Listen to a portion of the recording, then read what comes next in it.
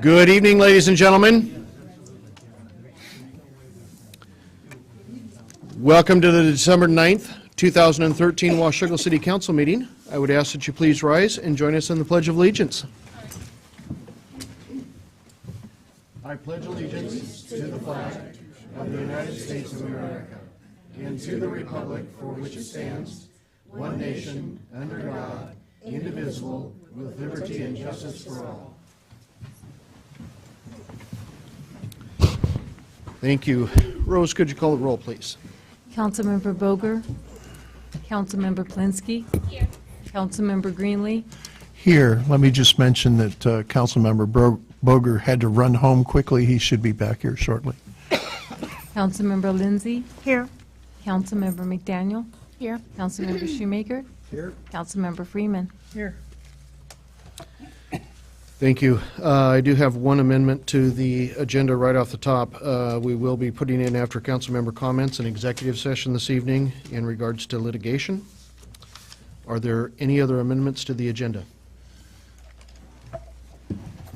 Okay, seeing none. Public comments. We're at the first opportunity in the agenda for any members of the public that would like to address council. Commissioner. Good evening. Once again, been what, a while, a week. Again, before you tonight is your opportunity to approve the interlocal agreement with the port and the city of Camas, and also I think the services contract with the Quita. And to that end, you know, I'm up here asking for your participation in our economic development effort. We look at many things and we say, well, how do I measure? How do I know I'm doing what I say I'm doing, Dave? And again, that data is collected outside of our organization and is not part and parcel of what we do. It is a measurement of it. But this is something that's going to take years. It isn't going to happen next week. The build-out of our industrial park is somewhat 10 years, is what is forecasted. If it was a business park, 30 years. Industrial park, 10. So that's a very fast movement of a product out of this community or into the community. And again, we keep saying, well, what are you doing for me today? Well, what I'm doing for you today is, you know, I'm working on tomorrow. And we're looking for a long-term commitment here, not a short-term. It's not next week. It's not next year. It may be next year. It may be 5 years down the road. But it will happen. But work with us on it, focus with us, and partner with us, just as we did on the EMS. The fire service, nice work. I can't say enough about that. I think it shows partnership.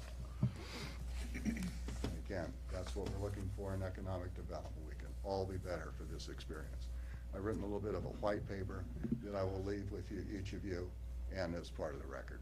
But please, I look forward to your positive vote. Thank you, Mark. Anyone else that would like to address council? Good evening, Harvey. Good evening, Mayor. Harvey Olson, 3903 R Street. At the September 19, 2011 meeting, again on November 7th, 2011, and again on August 25th, 2013, and tonight, December 9th, 2013, I have addressed the need to bring the police department's strength back to the 20 officers budgeted for when Mayor Gard took office in 2010. Then in 2011, one officer retired and one resigned. Later, several meetings later, the mayor proposed that one police officer be hired. Council voted yes. What happened to the other budgeted money for the 20th officer for 2011 and probably 2012.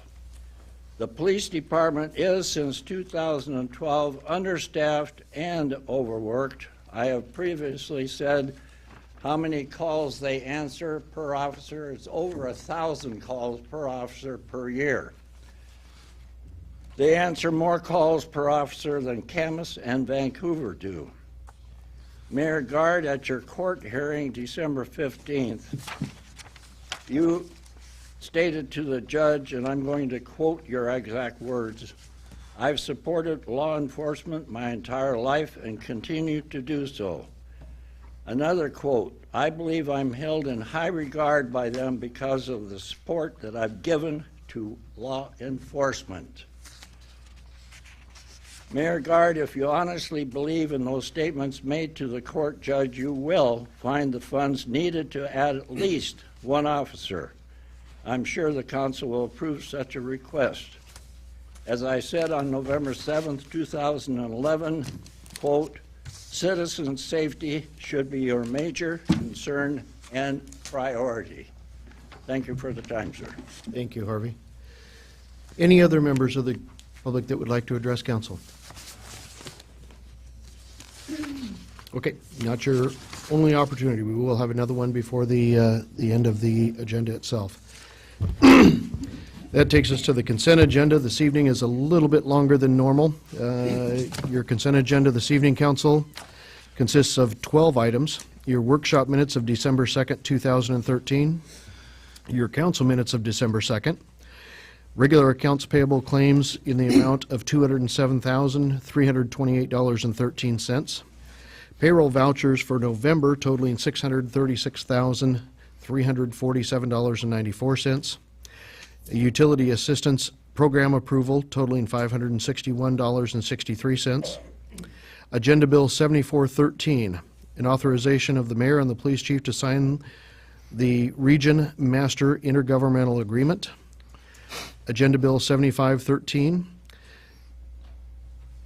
an authorization of the mayor to sign the S&S Janitorial Services Supplemental Services Agreement Number 1. Agenda Bill 7613, authorizing the mayor to sign the Wallace Professional Services Agreement for General Engineering. Agenda Bill 77-13, an award of contract and authorization for the mayor to sign the West Side Wellfield Disinfection Improvement Project to Rachi Inc. Agenda Bill 7813, authorizing the mayor to sign a Washington State Department of Transportation local agency agreement for Harper, Hoff, Peterson, and Regelis for Jemtegard Pedestrian Trail Improvements Project. Agenda Bill 7913, an authorization for the mayor to sign the Camas-Washougal Economic Development Association interlocal agreement. And Agenda Bill 80-13, an authorization for the mayor to sign the Camas-Washougal Economic Development Association Professional Services Agreement. Council? Mr. Mayor, I ask unanimous consent that we approve the consent agenda as read, with the exception of item I. I would like to pull that for not so much discussion as description. Joyce? I would like to pull G. Dave? Which one was that? I want to pull G. G is in golf? Uh-huh. Okay.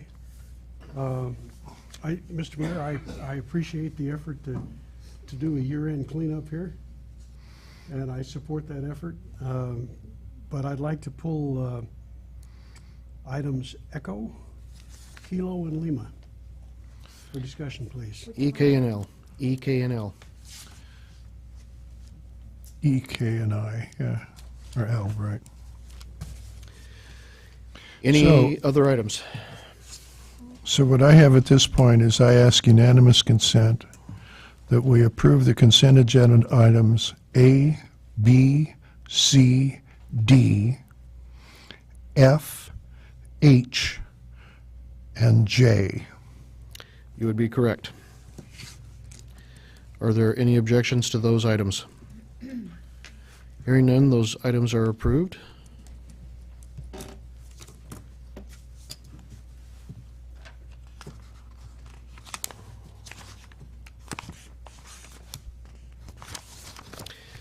Okay, going to item E, the Utility Assistance Program approval totaling $561.63. Jennifer?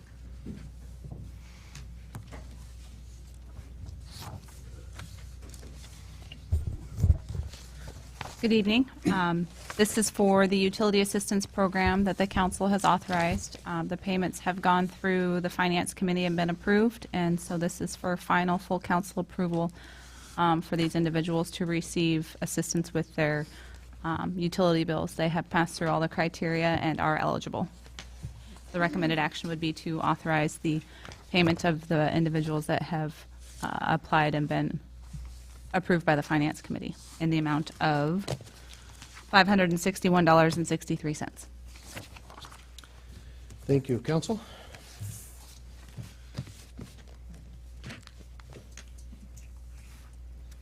Dave? This is my routine proposal to pull from the agenda. Before we get to the actual discussion, is there a motion and a second to bring the item on to, into discussion? Mr. Mayor, I move that we approve item item E as in echo. Second. I've got a motion and a second. Council discussion? Dave?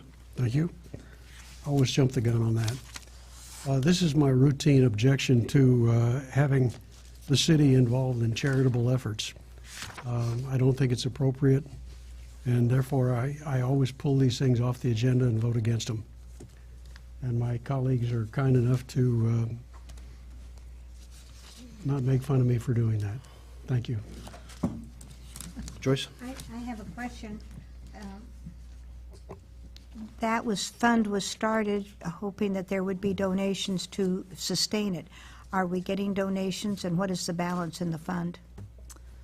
I know we have received donations. I don't know the dollar amount of it, but we did transfer the allocation that the council had approved, which was the equivalent to 1 year of late fees, into the fund. So it still has quite a substantial balance from that initial transfer.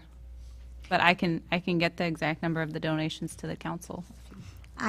Being on the Finance Committee, I would like to make the statement that not as many people have asked to participate in that I thought might. It's just hasn't been as busy as I thought it would be. Well, I just want to,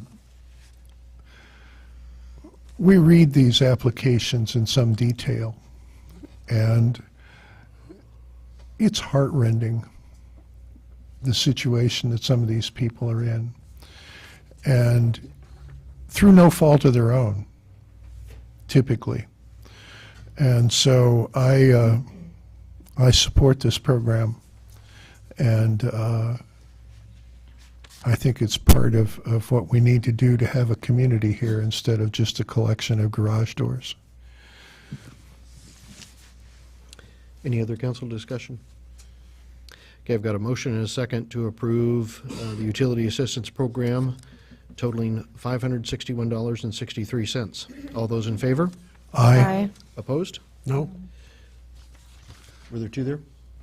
Okay, motion carries. Thank you.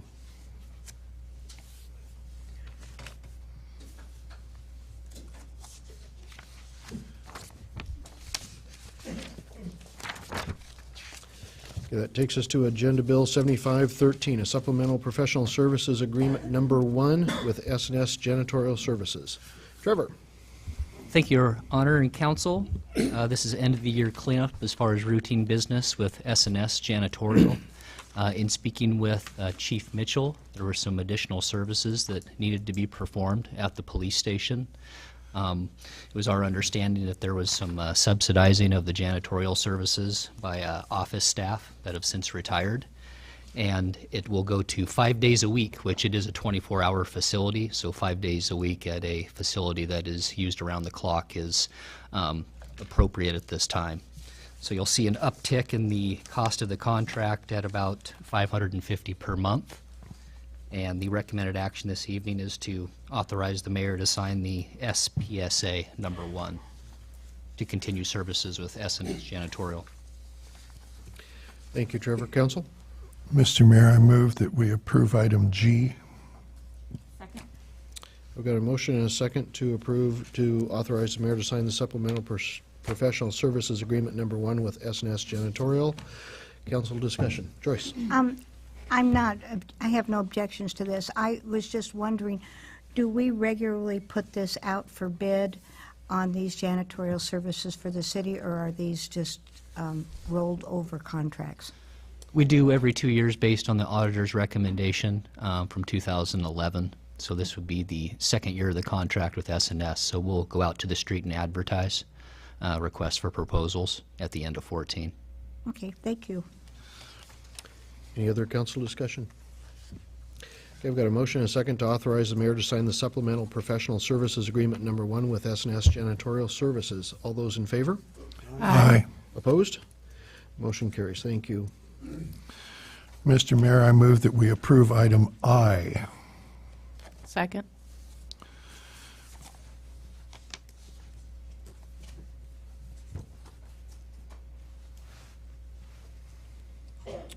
I've got a motion and a second to award the contract to the West Side Wellfield Disinfection Improvement Project to Rachi, Inc., and to authorize the mayor to sign the documents. Council discussion. Paul? For the public assembled, Trevor, I'd appreciate an explanation of what this project is and what it means, since it's $375,000 more or less. All right, dating back to 2006, we experienced a gas chlorine leak at the Upper Hathaway well field, which is at 28th and I. That's not our primary source, but a secondary source. The primary source is the lower well field, which is just north of Starbucks and just south of Goop Park, north of the tracks. At that point, we had extended conversations with EPA, Environmental Protection Agency, as well as the Washington State Department of Health about transitioning to sodium hypochlorite, liquid chlorine, as the street name would be, rather than gas chlorine, which extended exposure to gas chlorine potentially can be fatal. There's a lot less risk associated with handling sodium hypochlorite. We're proposing about a 12.5% solution to be able to disinfect the drinking water, and that's the transition at this point. We reviewed the criteria for the Public Works Trust Fund at the time, which I believe was late 2011, and anticipated scoring quite high based on our current treatment process and the savings involved in going to a brine rather than using gas chlorine, since the price of chlorine has escalated significantly over the last 2 years. That's the basis of the project at this time, as well as some other pumps and appurtenances, some improvements to our sodium hydroxide facility at the lower well field. So just by way of short explanation, I'd like to add 2 things to that. Gaseous chlorine was used as a poison gas in World War I. It caused casualties and horrible injuries. We have been very fortunate that we have had only the one release and no injuries. The sodium hypochlorite that's being talked about, your Clorox bleach is sodium hypochlorite. Now at 12.5%, that's what we're using is considerably stronger than what you would have in your household. It's still dangerous stuff. It will cause burns on your skin if it's there for long. But it's much, much safer than the gas chlorine. And then the other thing to say is that the Public Works Trust Fund, was this a grant or a loan? This is a loan. And so the interest rate on these loans is very low. And by very low, I mean 1% a year or less. And they also have very flexible repayment terms. If you go out and get a tax-exempt bond, you are absolutely locked into a payment contract, whereas we could prepay this loan or stretch out the payments with the approval of the Public Works Trust Fund, and they've generally been pretty receptive to meeting those needs on the part of a municipality. So this is a great project for community safety, and also we've done a great job in minimizing the interest expense to borrow the money to do it. Thank you, Trevor. Any other council discussion? I've got a motion and a second to award the contract and authorize the mayor to sign the contract documents for the West Side Wellfield Disinfection Improvements Project. All those in favor? Aye. Aye. Opposed? Motion carries. Thank you. Takes us to Agenda Bill 79-13, in interlocal agreement with the Port of Camas-Washougal and the City of Camas to continue the joint Camas-Washougal Economic Development Association. Dave? Thank you, Mayor, Council. We are currently operating a joint economic development association with our partners, the City of Camas and the Port of Camas-Washougal. We entered into that relationship formally on June 6th of 2011. That was the initiation of the QUIDA. And in March of 2012, we updated our interlocal agreement, as all of the incorporating and initial efforts of the association had been completed, and that update expires at the end of this year. The interlocal agreement is really the foundation for our partnership, and it prescribes the parameters of our mutual effort and partnership. The one difference between this document and the one that's been operative is that it proposes a term in perpetuity as opposed to a finite term. However, it provides for the same termination scenario as has been existing, whereby September 1st of any year, any one of the parties can give notice to the other two parties of their decision to terminate effective the following year. And so for all intent and purpose, there really isn't a change in terms of the term of this agreement. Short of that sort of a termination, it would operate in perpetuity. The mutual financial commitment remains the same as it did at the original onset in 2011, and that is a $200,000 mutual commitment. Washougal is responsible for 25% of that, or $50,000. So the recommended action is to authorize the mayor to sign the interlocal agreement. Mr. Mayor, I move that we authorize the mayor to sign the interlocal agreement with the Port of Camas-Washougal and the City of Camas. Got a motion and a second to authorize the mayor to sign the interlocal agreement. Council discussion. David? Thank you, Mr. Mayor. Thank you, Mr. Mayor. Whenever something like this is brought to the council, we look at basically two things. One of them is what's the chance of success of what we're talking about here. This is $50,000 of the taxpayers' money. The other thing we look at is what are the opportunity costs? What else could we do that might be more important than the $50,000 we're spending on this? So I look at it this way. First of all, this whole QUIDA operation was rushed into existence a couple of years ago, somewhat the way Obamacare was rushed into existence. And as a result of that, the contracting process that was used didn't meet what I would call best practices for governmental contracting. Specifically, it didn't provide an evaluation system to determine whether or not this effort would be successful. In any contract, you do that first. That's part of the contract. It's usually an appendix to the contract. As a result of that, after the contract was passed, there was an effort to try to fix that problem. In my estimation, that effort was not successful. So as a result of that, I find that two things. One, there's no meaningful evidence that QUIDA is benefiting Washougal. And two, the contracting process used to create it was rushed and inadequately thought out, and the subsequent attempts to fix it didn't get the job done. As a result of that, I'm not in favor of this. I'd much rather see us use the $50,000 to fund half of a police officer on a continuing basis and find the other half somewhere in the budget. Because I think we need another police officer because we have the highest call volume for our officers in Clark County. And you can only do that so long before you begin to wear out your people, have them make mistakes. This is an area of significant potential liability for the city. So I'm not in favor of this, and I will be voting against it tonight. Thank you, Mr. Mayor. Any other council discussion? I concur with Councilmember Shoemaker.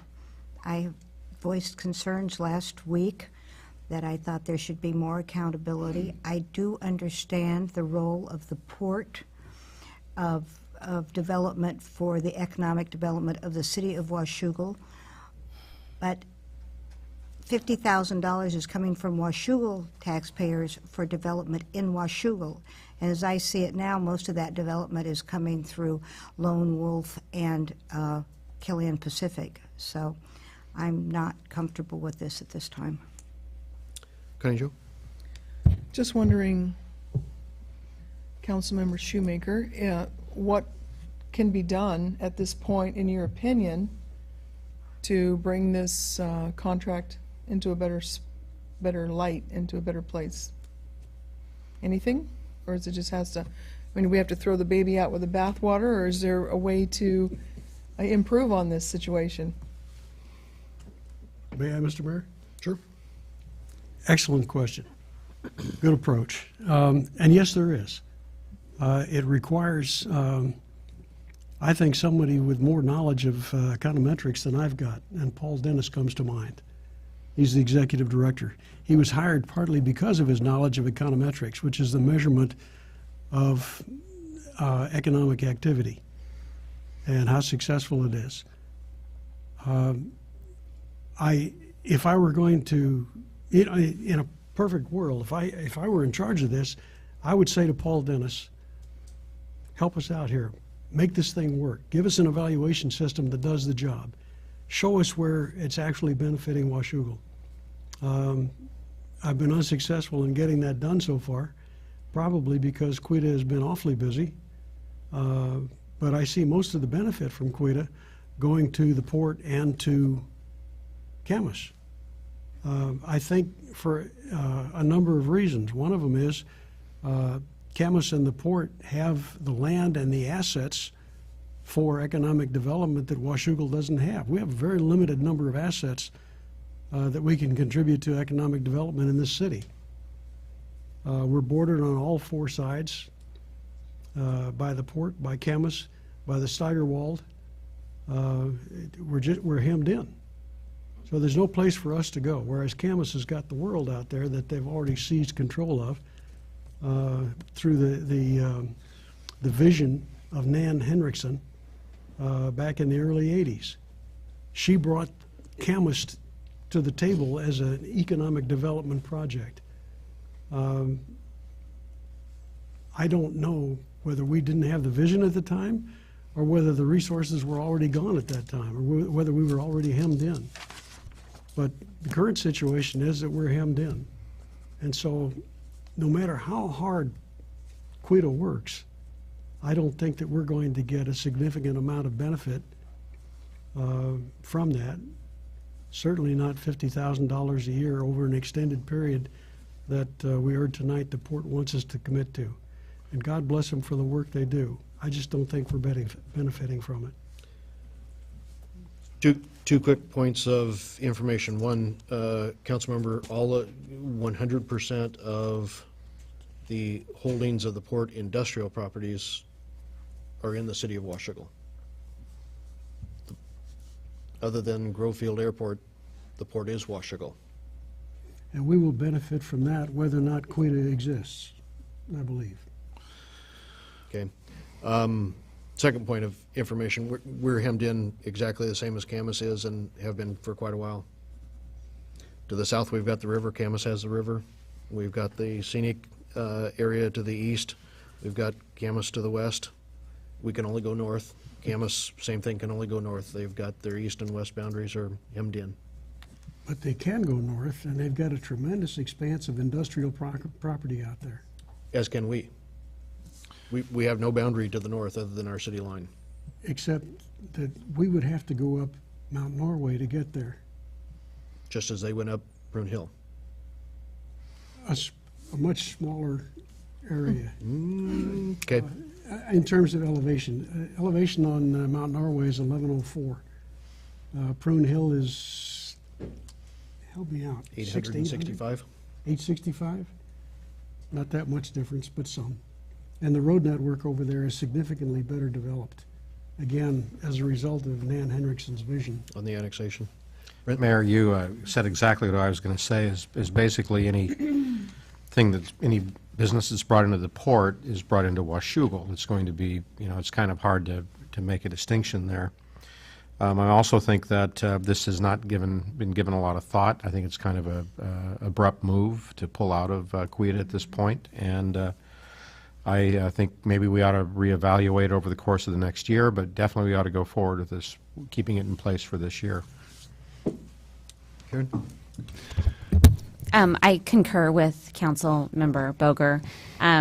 I also feel like it's an abrupt move at this point. I think it was last Monday that we talked about there's a September date associated with Quita as well.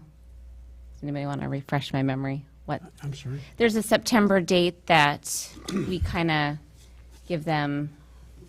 That's the date by which any party, under the current agreement and under the proposed agreement, to terminate, you need to inform the other parties by September 1st. Okay. So that's what I had written down as well. I feel that I like Council Member Shoemaker's comment about, there needs to be an evaluation system, and maybe we get together and figure out what information that we want back from Quita, and then we, next year going forward, take that information, and then if, you still feel the same come August, we can talk about it then and not December 9th. So I will vote to pass this tonight. Thanks. Paul? I want to take a little different view on this. There is a term of art within economic development called economic gardening. That's not what I'm about to talk about. But economic development is very much like gardening or landscaping. The worst thing that you can do is pull up the plant to see if it's growing. It takes time for these kinds of results. When Nan Hendrickson pushed forward Prune Hill and Camas Meadows, they were maybe even less developed than the backside of Woodburn Hill is right now in terms of access to roads. And just as another asset that's over there on the backside of Woodburn Hill is there is a large power substation. It's a BPA substation, but there's no reason that power couldn't be, in effect, farmed out through the Clark PUD to an industrial development over there. Similarly with Mount Norway, there are roads there, probably more roads than existed when Camas Meadows or Prune Hill were brought in. Most of what Mayor Hendrickson did was commit the money to build roads, water, and sewer infrastructure. In Washington State, that's largely the only thing that a municipality can do is build infrastructure. If we were in Tennessee, we could write checks to businesses to tell them to come here. I don't think that's a good idea. I'm happy with the system we have in Washington. But it's still true that once you plant, it's going to take years to see the results. Some of the things that have been done this year, for example, have to do with producing video, websites, digital magazines, and the other tools that we need to get out in front of other people. So far, most of the successful efforts, not all of them, but most of the successful efforts have been in the area of retention and expansion rather than recruitment. And we've done quite well in retention and expansion for both cities and for the port. The fundamental reality that leads me to the necessity of economic development is that if you build a new house, In the first year, you get a big hit in income revenue for the city, both in the form of sales tax on the material that went in, but also the bump in the assessed valuation.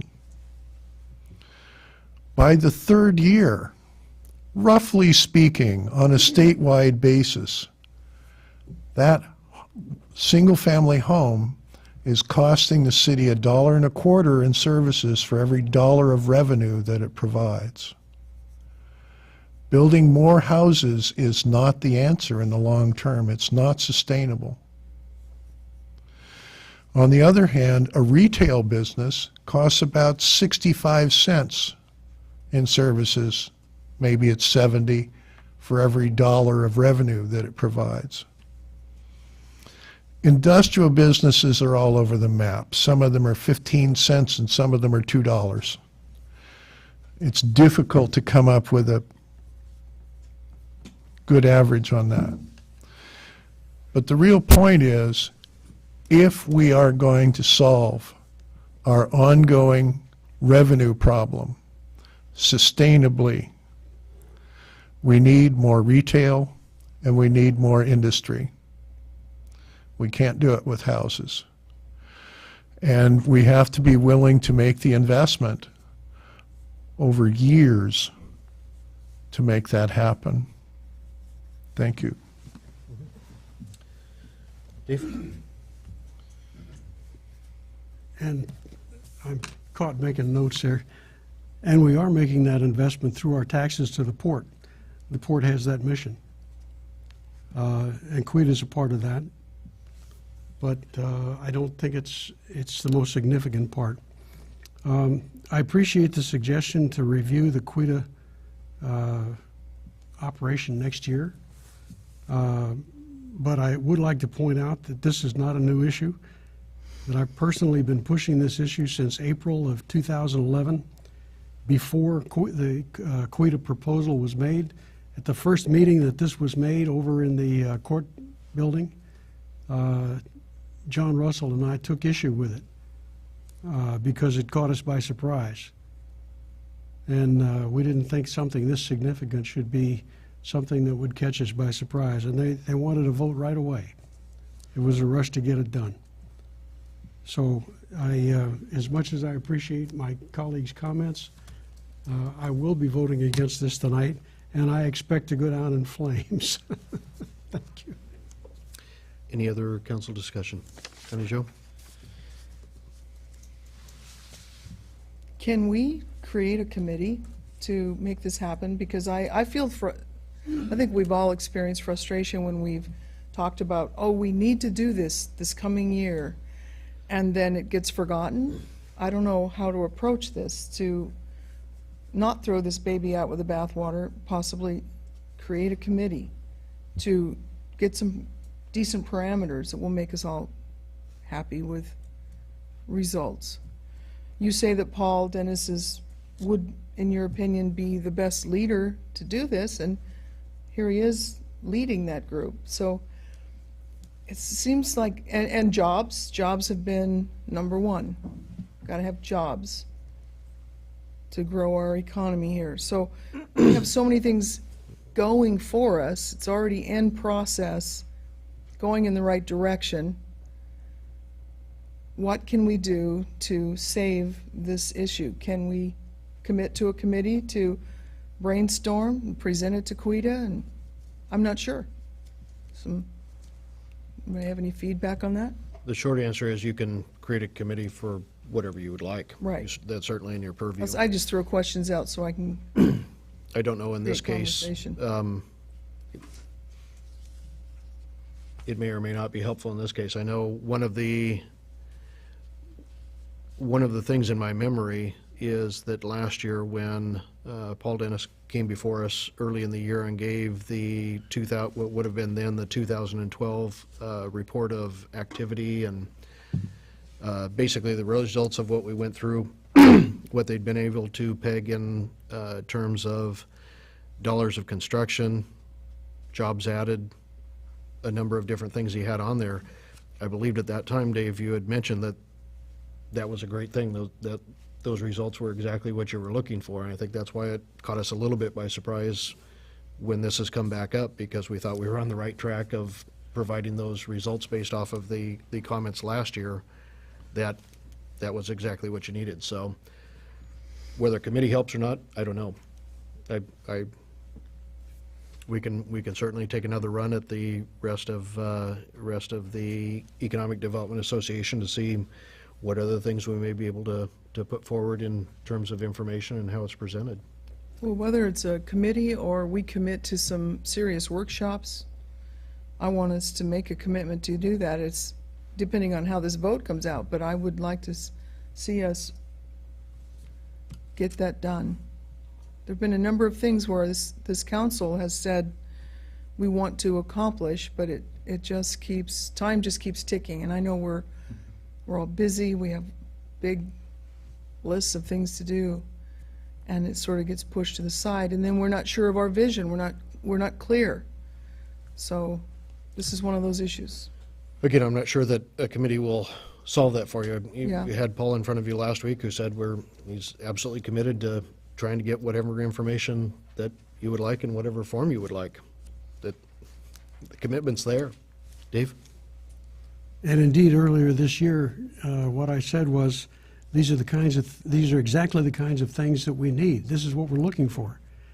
I believe I also added a caveat to that, was that the evaluation system that they came up with wasn't giving us the assurance that these things were being accomplished. And so that's my sticking point. I acknowledge my colleagues' concerns, and I would be happy to work with Paul Dennis and anybody else, the port, anybody, to try to resolve my concerns and to put this thing on track.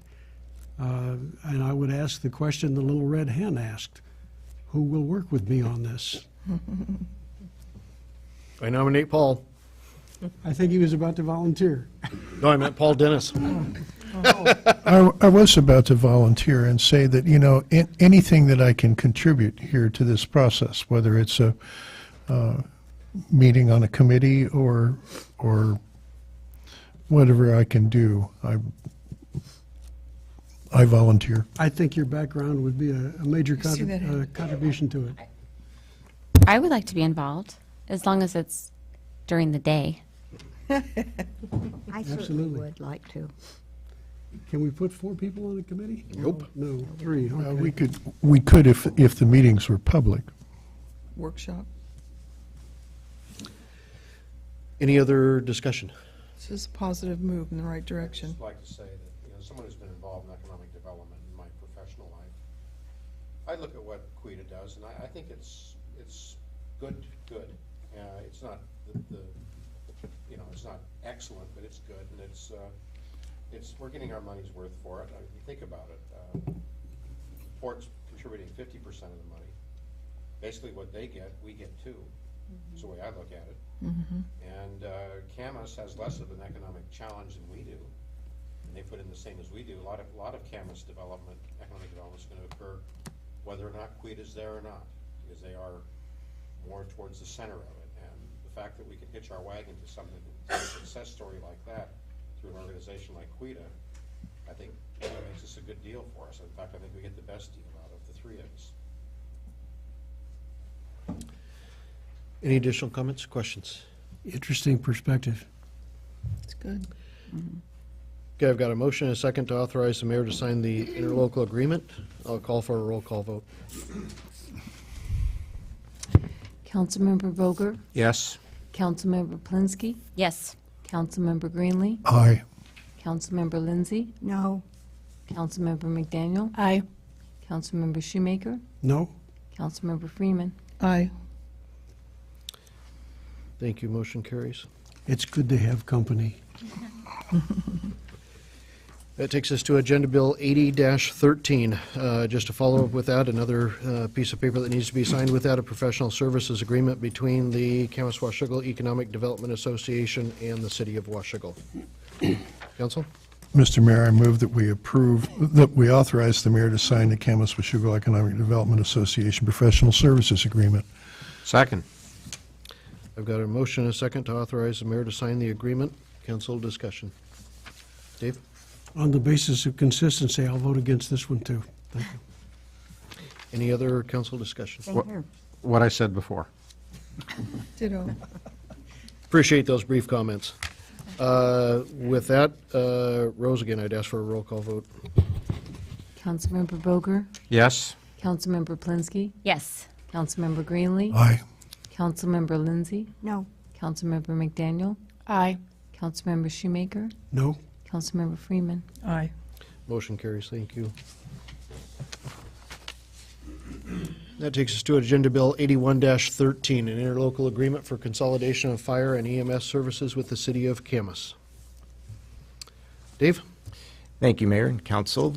Before you is an interlocal agreement for the full consolidation of the Camas and Washougal Fire Departments for fire and EMS services. As you know, this is a document provides for a contract for services, if you would. We have been functioning in a trial consolidation since the summer of 2011, and we've been operating jointly since that time. That supplements a three-party agreement that we have between Camas, Washougal, and County Fire and Rescue for ambulance services. The current trial consolidation agreement expires at the end of this year, and the three-party agreement expires at the end of 2014. As you know, your three members of the Public Safety Committee have served on a joint ad hoc committee with three members of the Camas Council, explored a number of different options over the last period of time, and is forwarding to you, along with the administration, a recommendation for approval of this interlocal agreement. This agreement will continue all of the benefits that we've been receiving during the trial consolidation that have been enumerated for you over the last period of meetings. Provides for a 10-year agreement with 2-year and 1-year termination clauses. It becomes effective on January 1 of 2014, and then it becomes operative upon the successful transfer of Washougal employees to Camas, where they would be Camas employees. And so during the pendency of January 1, upon approval of the interlocal agreement, we would work with the IAFF and our partners in Camas to effect the transfer of employees and assets and other details that would have to be worked out. And when those things are worked out, then we'd be fully operative with the interlocal agreement. The MOU with the IAFF would have to come potentially before the council and the Camas Council as well. We would get to work on that as soon as possible. We have the entire staff team that's been working on this available as we did at the work session. So if you have any questions that didn't get addressed there, we're available to answer those questions. But the recommended action before you this evening is to authorize the mayor to sign the interlocal agreement. Council? Mr. Mayor, I move that we authorize the mayor to sign the interlocal agreement for fire consolidation. Second.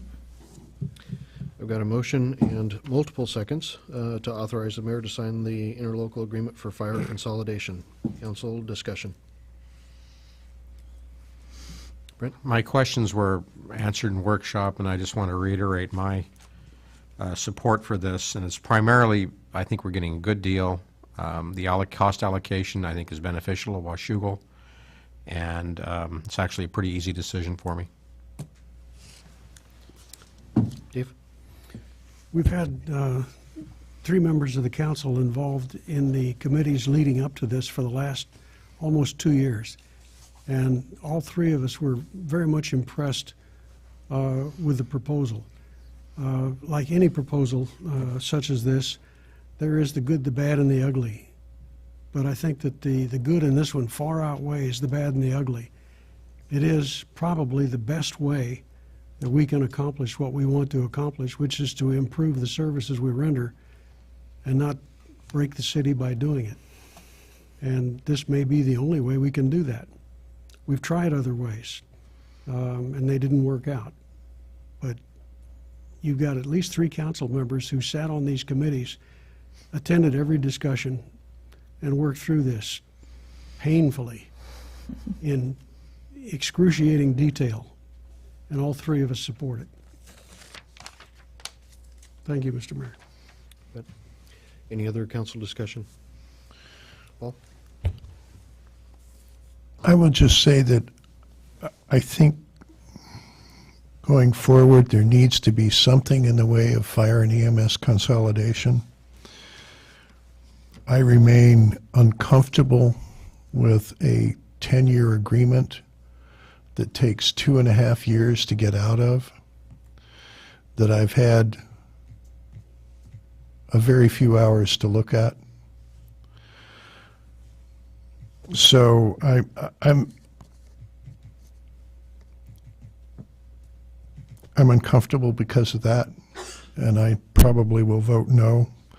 But let me be clear that I think going forward, the solution looks a lot like this. I'm not unhappy with that. It's more like I want to nitpick the agreement a little bit. Any other council discussion? Jennifer? Just a couple of quick things. All of my questions and concerns were also answered during the workshop phase of this process today. I just want everyone in this room to know that I don't take this decision very lightly.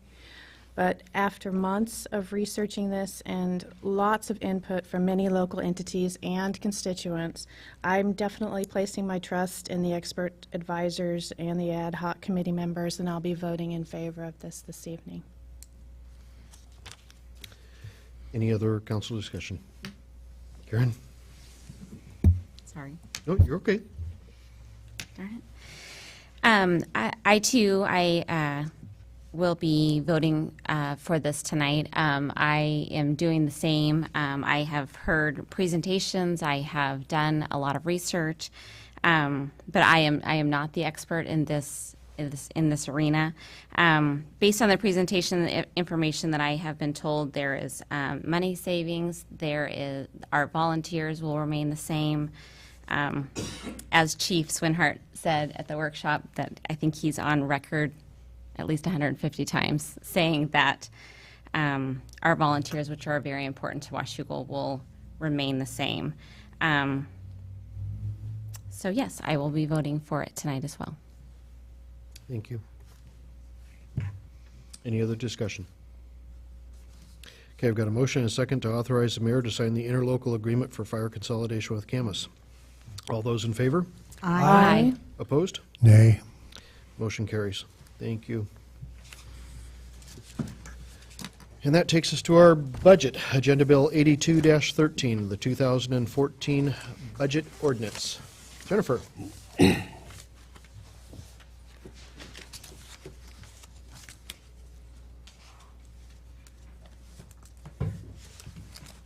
Good evening. We discussed the budget on multiple occasions. We just started discussing some of the areas that council wanted to talk about regarding some of the places for additional funds. So I would like to restart that discussion, and the ordinance has remained the same. We have given out some additional information at the workshop, just to recap that $85,000 of savings that we have accumulated since we started the budget discussion. The one that I wanted to discuss a little bit, the new one, the estimated savings, we have been continually fine-tuning the potential savings from our medical plans. We had hoped to be further along in discussions with our unions and have a more refined number to be able to bring forward with savings, but this is the number that we are confident in our refining between budgeting for a 2% increase and coming in at 0 from our Well City Award that we were recently informed of, plus some of the other additional changes made to our health plans. So this is a conservative figure based on the best available information at this time. So that's why we are just throwing that one in at the end of the discussion. But we were hoping to be further along, and that is where we're at there. Let me clarify some. Can I ask you a quick question? The dollar amount you're talking about is for the Regions medical insurance dollar amount? Correct, the 17,000 17,000. savings. Thank you. The budget ordinance, based on the discussions that we have tonight, most likely won't change because they're all within the general fund, and we budget at a fund level, not a department level. So it'll be the budget document that would change. So the ordinance, recommended action tonight would be to read the ordinance by title only and then pass, post, and publish in the usual manner. Mr. Mayor, I ask unanimous consent that we read the ordinance by title only. Hearing no objection, so ordered. An ordinance adopting the annual budget for the city of Washougal, Washington for the 2014 fiscal year. Mr. Mayor, I move that we pass, post, and publish the ordinance in the usual manner. Second. Got a motion and a second to pass, post, and publish the ordinance in the usual manner. Council discussion.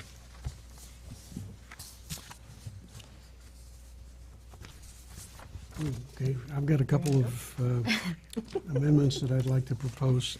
Fire away.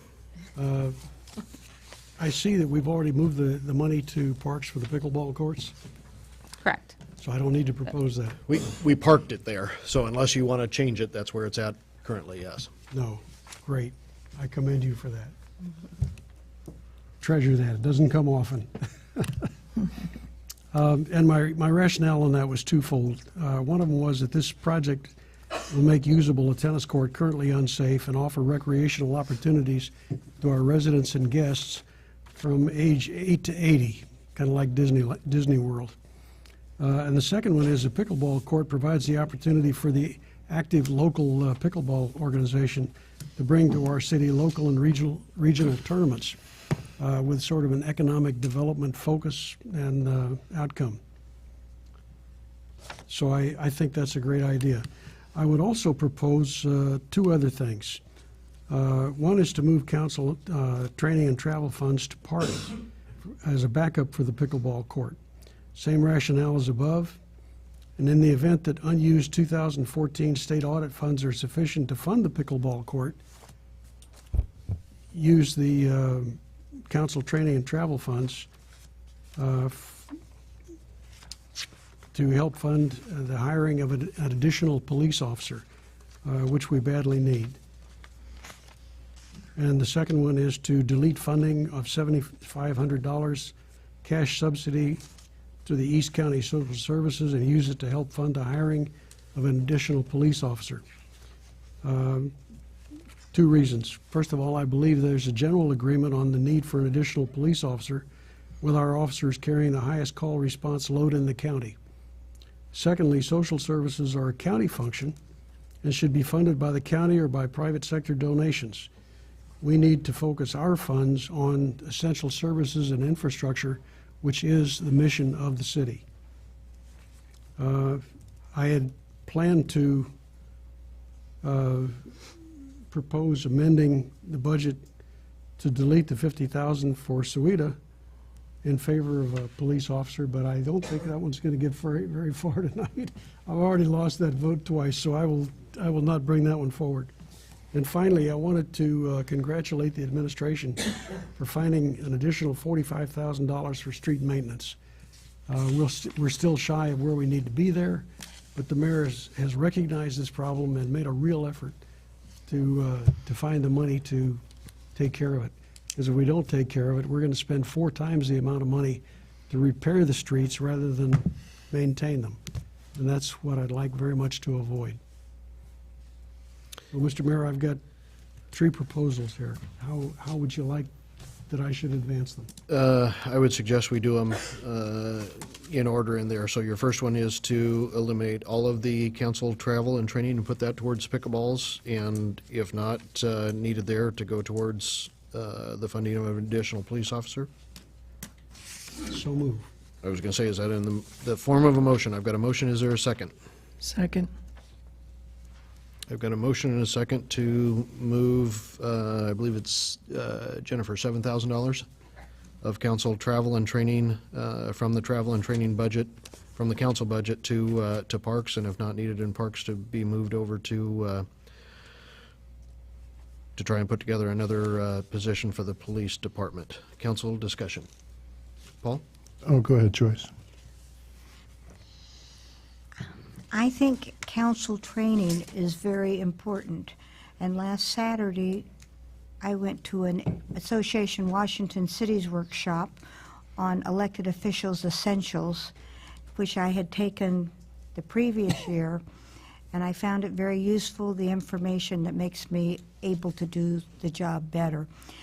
It was a webinar, which only cost $25, and it was in Vancouver, so it didn't entail expensive travel. Cutting the budget maybe, but eliminating a budget for us to be able to partake of the resources to make us be better council members, I think is irresponsible. Jennifer? Yes, I'd have to concur with Councilmember Lindsay. I do not agree with completely eliminating this fund, zeroing it out, these two funds, pardon me. I don't think it's a lot of money to consider in the budget to put towards a police officer. I would definitely like to see discussions happen if the police department feels that they need the additional officer in order to operate and function better than what they do already. But I think that it needs to happen on the administrative end first. They need to take a look and see where they can cut and not be doing it today. So I'll be not supporting that. Paul? I would say also that I've made great use of the training that's available through the Association of Washington Cities. I first came on council in April of '07, and the beginning of June, I was in Tacoma for the Association of Washington Cities annual conference. And I made a point that every time there were seminars available, my tail was in a chair listening. We don't do golf tournaments at these things. That's not what the Association of Washington Cities annuals are about. You go there and you learn while you're sitting in a chair. But then the other thing that happens is you're afterwards or at lunch, breakfast, lunch, dinner, you sit around. I kind of make a point that I don't sit with people from my own city. By sitting with people from other cities, I can learn what they're doing that we're not, and they can learn from us. There are over 200 cities and towns in the state of Washington. All of them are members of AWC, Association of Washington Cities. And through those trainings, the annual conference is certainly the biggest and most important one, but there's also a labor relations training, and I forget what the third one is. Probably a budget training, but I think that's going to be available online instead of in person. So I believe deeply in the importance and the value of this training and travel budget. It's not a boondoggle. It's not, we're not going to Hawaii. All of the travel is within the state of Washington. So I think that this is important. Joyce? Jennifer, last year, I don't believe the council used the full $7,000, did it? I don't believe so either. I'm trying to think of where I can quickly find that number. You talk about in 2012? You have the financial statements. And then when we don't use it, the leftover money, does it go back into the general fund? Correct. It Or goes. does it carry forward? It contributes to the overall success of the general fund at the end of the year. So it all gets trued up, and then we're either where we budgeted or better or So worse. mentally, I was thinking if we could perhaps cut that budget somewhat, but not eliminate it. And that might,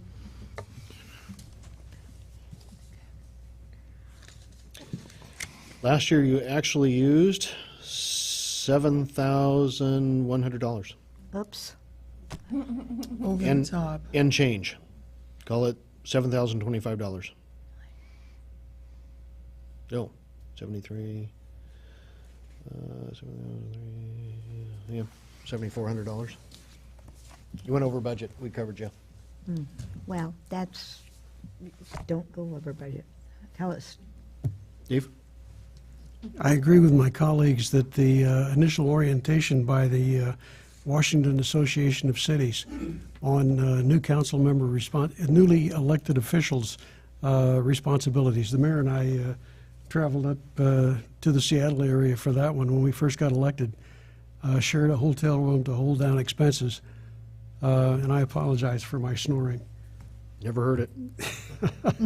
Sound sleeper. It was a duet, I bet. But this year, we don't have any newly elected officials.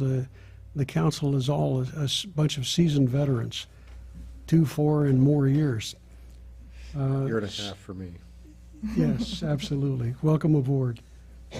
And so I think what I heard down the dais here was a move to perhaps cut the funds as opposed to eliminate them. I would support that. We should find out where we went over. Pennies. And the reason I would support it is quite simple. As leaders, when you ask people to do more with less, I think you ought to do the same. Connie Jo? Would you refresh my memory on the discussion that we had in the workshop? Is this the money for the training for administration and mayor, or is this a separate fund? This is your council fund. Council, okay. I wasn't, somehow This is our part. this is our training. Thank you. I like that they're doing webinars. I appreciate that. And if there's a way we can cut the fund and still be training, that's excellent. How do we randomly choose a number? Good question. We make a proposal.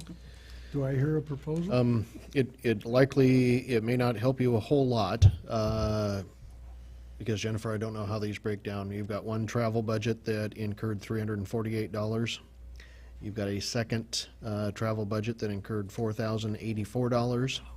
And then your registration for trainings, and this includes your annual conferences, webinars, everything all thrown together was $3,055.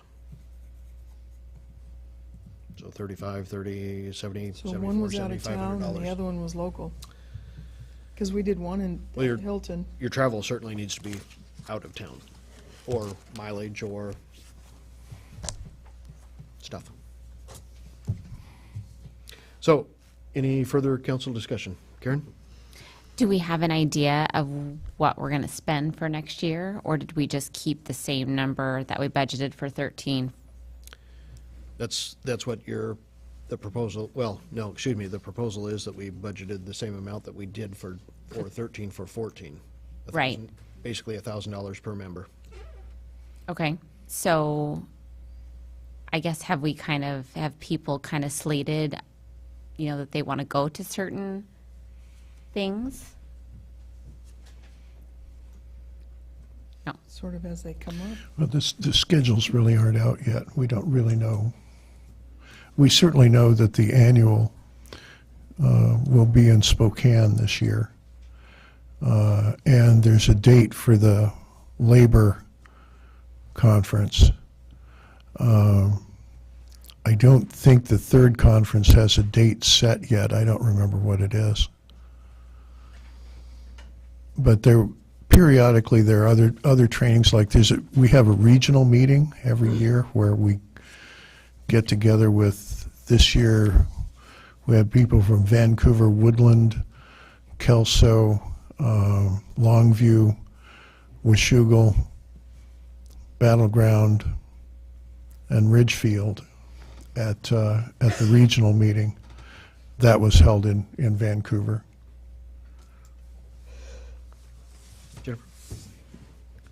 Potentially a compromise, Councilman Shoemaker. A reduction in the travel and training budget for council, $2,000, but it doesn't go towards pickleball courts. It goes towards West Columbia Gorge Humane Society. You ever play Monopoly?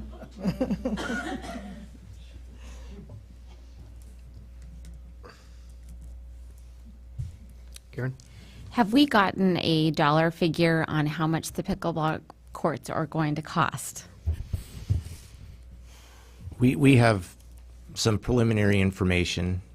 It depends on what we do. As you'll recall, in the budget, whoa, Yeah. I need a new iPad holder.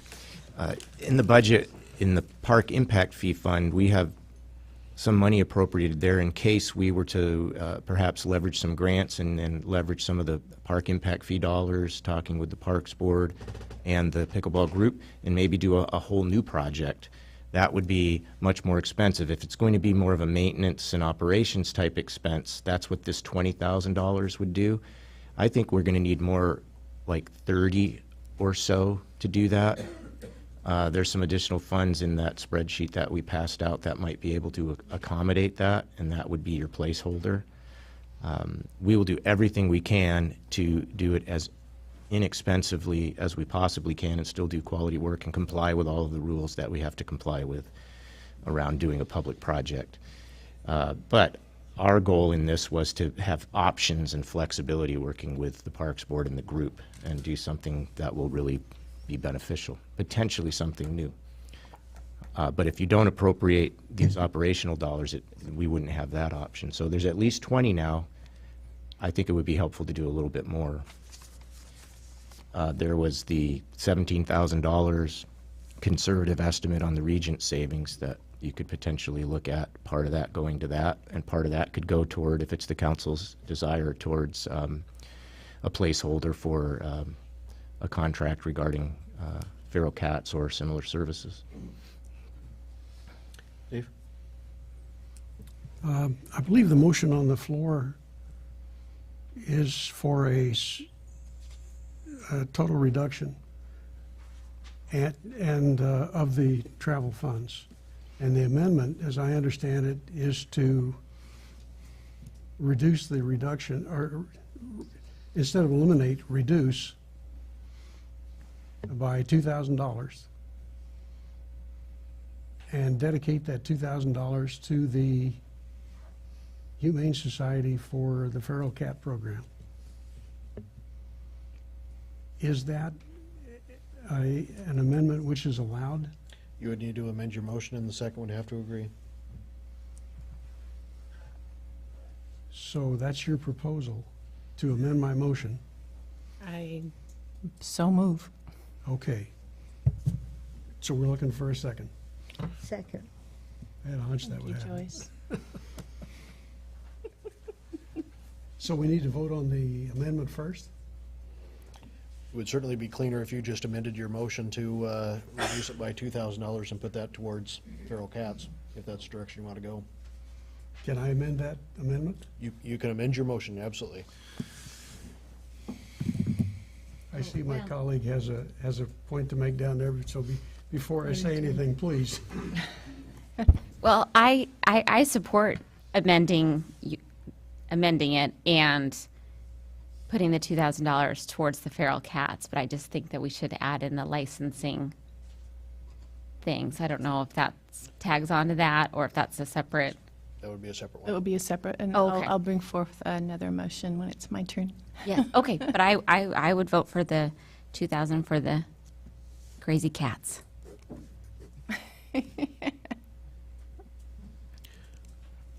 So, Councilman Shoemaker? Rather than amend the motion, I'd rather have a vote on this and then get back to the original motion. I'm confused. So am I.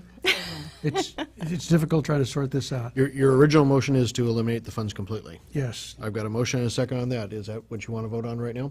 No, we have an to vote on the amendment amendment first. to that motion, which was moved and seconded, and the amendment would be voted on first. And what I'm wondering is, I can see where we would reduce the amount, but to then say dedicate it to something else, I think flies in the face of my amendment. Yeah, I agree. So- It does.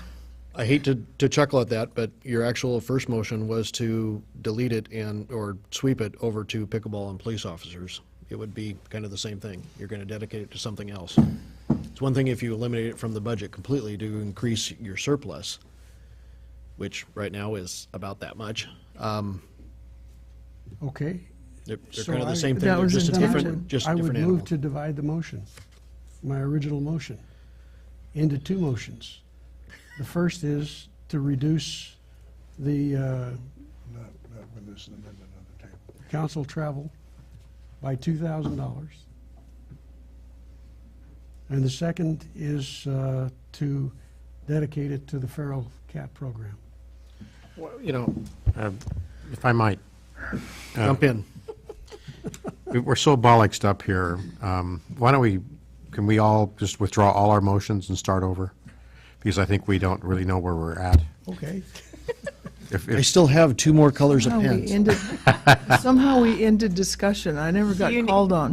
Is this Councilman Bover's got a good idea if you start. Yeah. I never got Everybody who's called made a on. motion or second. last in, first out? or Do I need My arm is to withdraw my really motion heavy. first? Connie Jo? Thank you. In workshop, we discussed licensing cats. I think it's a brilliant idea to go towards licensing cats. They're the ones that start this feral thing in the first place, or cat owners that don't care for their cats properly.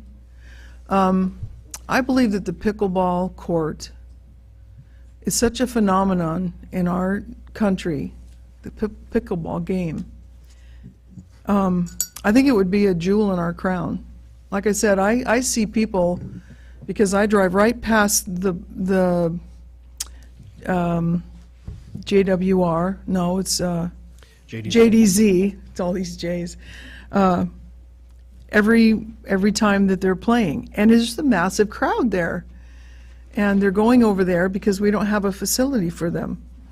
And I think there's a way to solve the Humane Society through licensing, and I think there's a way to take this funding and put it towards more towards a new pickleball court. Now, you all know that trying to do work on cement that's giant cracks down the middle is just going to, with the rain that we live in and the freezing, it's just going to keep cracking. I just want to see a new project. I want to see this beautiful field. And so that's my 2 cents. Deal with the cats, with the cat owner's responsibility, with the licensing. I'm a cat owner. I'll commit to licensing my indoor cat.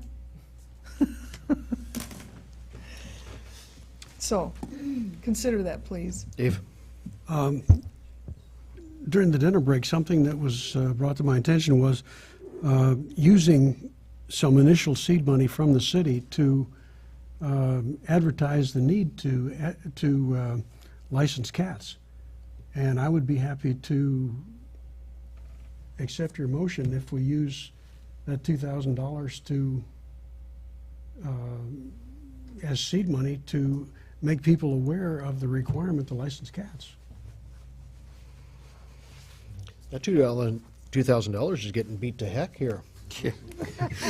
And then with the license money that we get in, we dedicate that as a revenue source to the Humane Society to perform that service for us.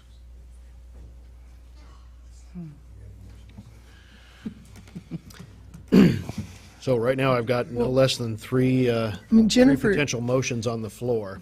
you asked for the police to come and do a presentation on their need. It's kind of the same thing with Humane Society. They haven't come and said to us, this is the cost, these are the parameters. We need the same thing from them.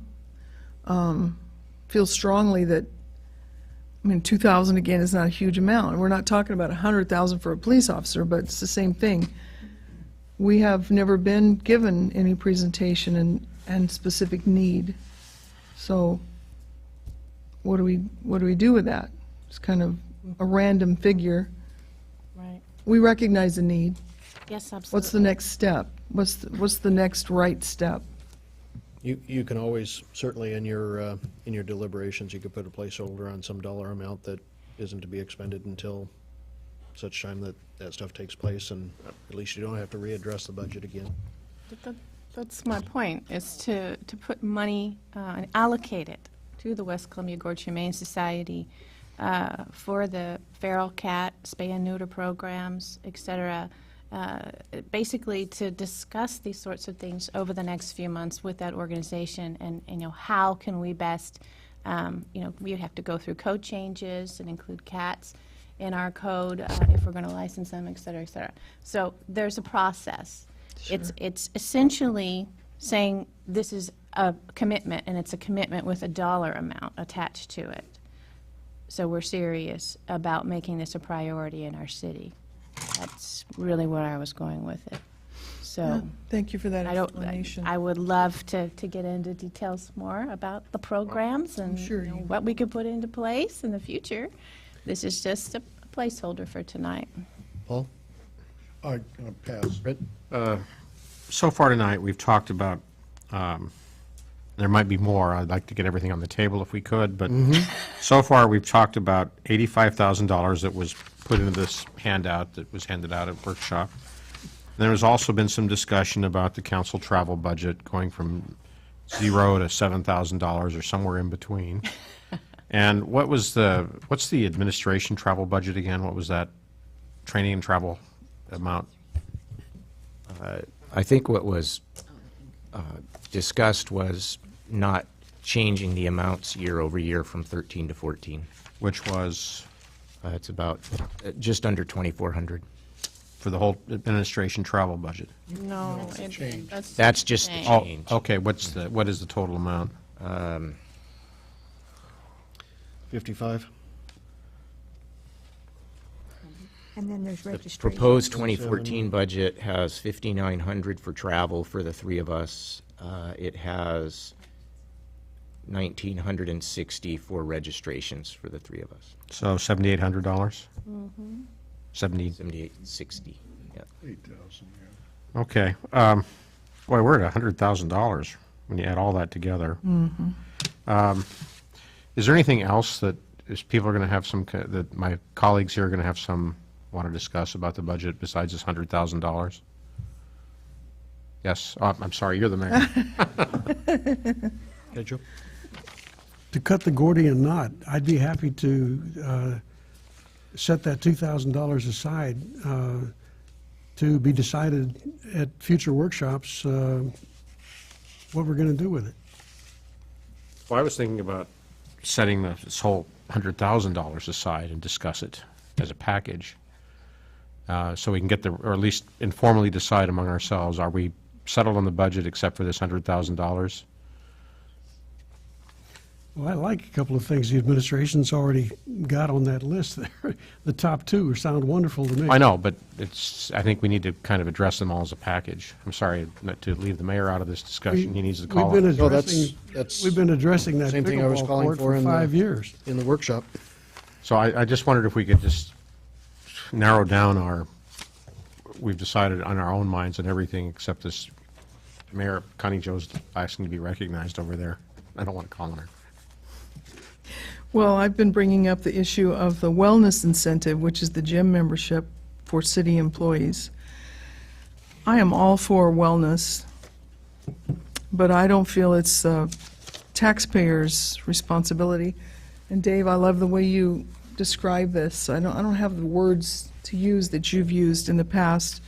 It's talking about the input, the way to measure its value. Somebody's going to pay for my gym membership, whether I use it or not. And I realize not everyone takes advantage of it. It could be a much bigger bill. But this is an issue that I've brought up before, and we've never really discussed it. I know one conversation I had was, well, my husband gets that benefit from his employer, but this is public dollars. It's not a privately owned business where I, as a business owner, would like to bless my employees with a gym membership. These are tax dollars that I feel should be spent on city issues. So I would love some feedback because, again, like I said, we've never really had a conversation.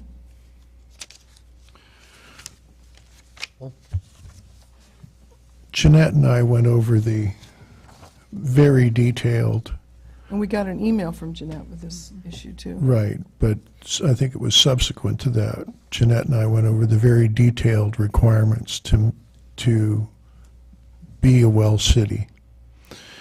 And the easiest way to describe it is to graduate from high school, you can't just take English classes. You also have to take math and science and several other classes.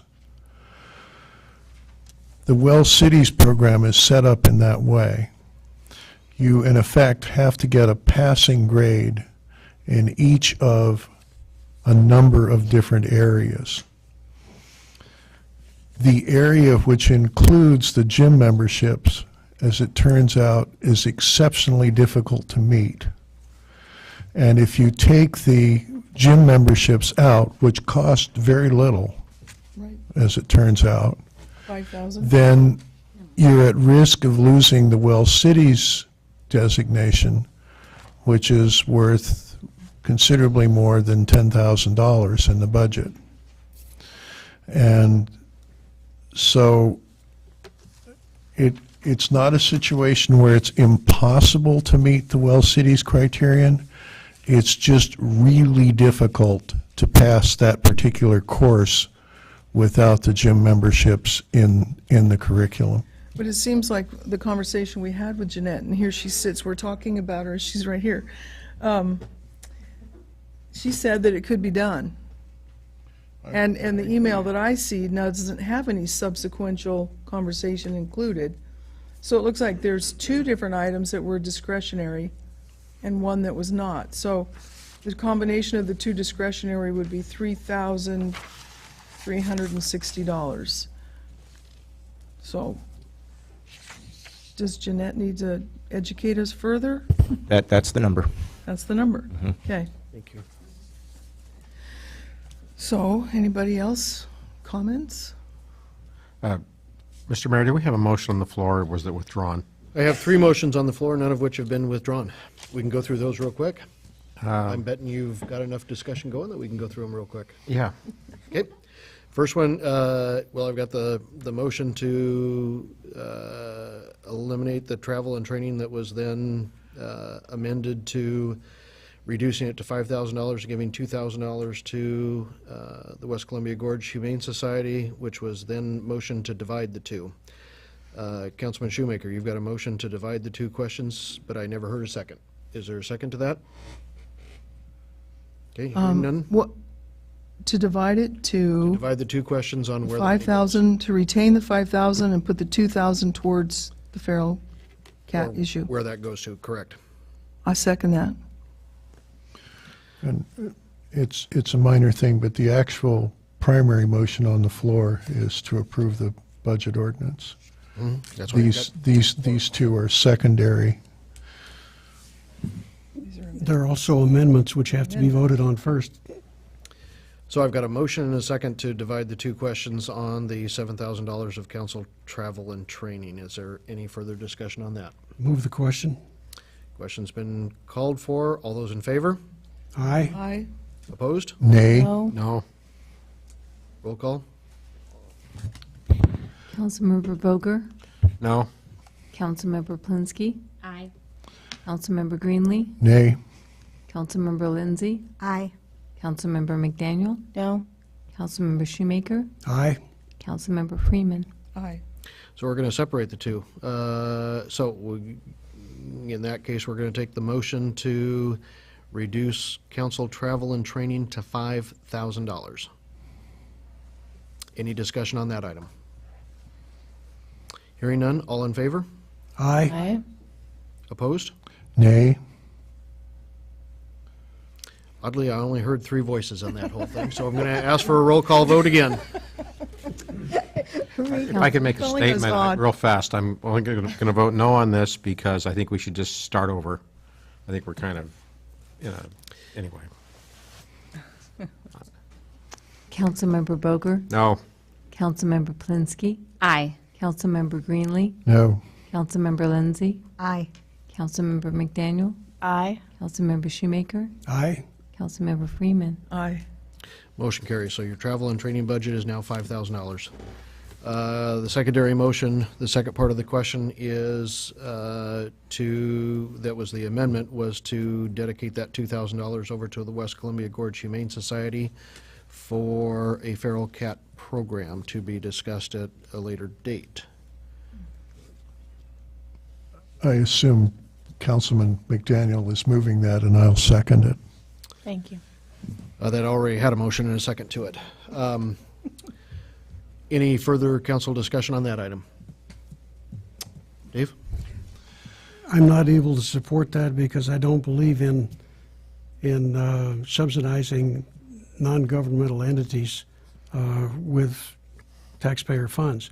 What I could support is an amendment to that motion to take that $2,000 and set it aside in the budget to decide how we can do this in a way that doesn't involve subsidizing non-governmental organizations. Call for the We question. had talked about licensing and using this funding to create a licensing program. Is that what the discussion was earlier? That's one of Well, them. the question right now is in regards to dedicating that $2,000 to the Humane Society. Question's been called for. All those in favor? Aye. Opposed? No? Motion carries. Hey, Joe, were you a no? I think I'm a no, 5-2. just because it's too vague at this Okay, point. that item is settled. For the- Going back to the original amendments to the budget, Councilman Shoemaker, you had an additional one to eliminate the $7,500 for the Children's Home Society. Yes, Is that in the form of a motion? it is. I so move. And I'd like briefly to discuss my rationale if I get a second. Is there a second? Hearing no second, Mr. Mayor, that motion fails. is there no one on this council who will do me the courtesy of Okay, seconding I'll second second it. it for purposes of discussion. Discussion. for discussion? I thank you very much. I've got a motion and a second. Council discussion. 2 reasons. First of all, I believe there's general agreement on the need for an additional police officer, with our officers carrying the highest call response load in the county.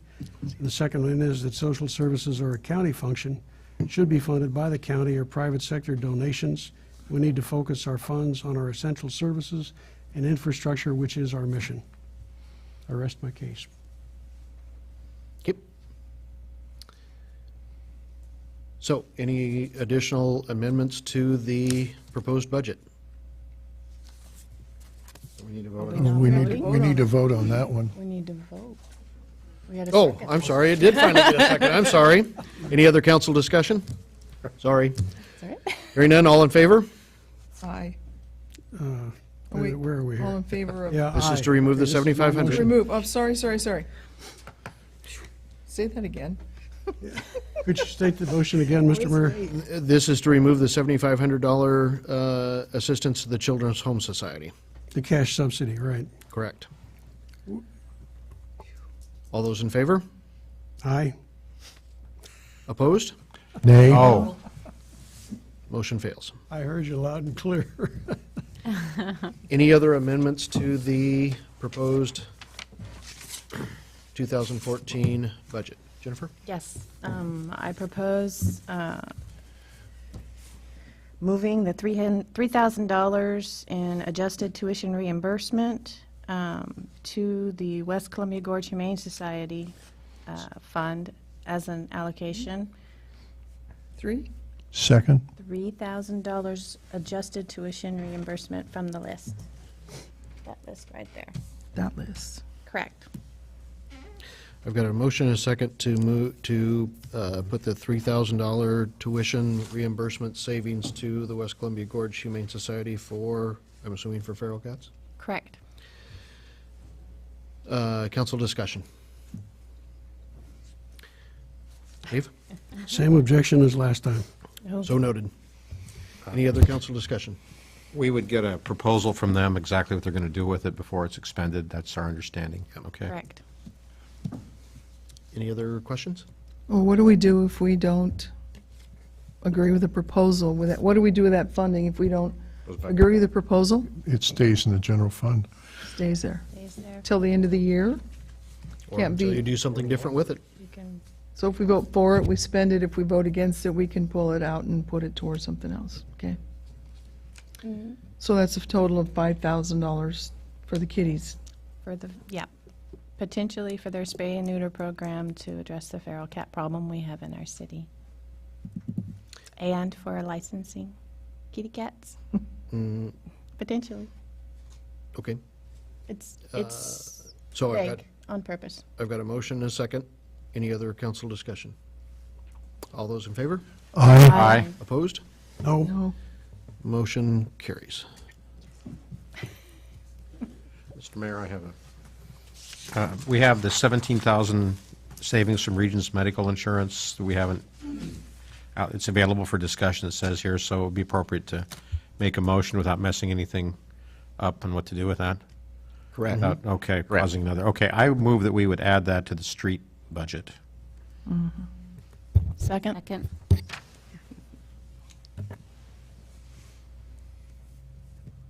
We've got a motion and a second to take the 17,000, to put the $17,000 savings from the Regents Health Insurance premiums to the street fund.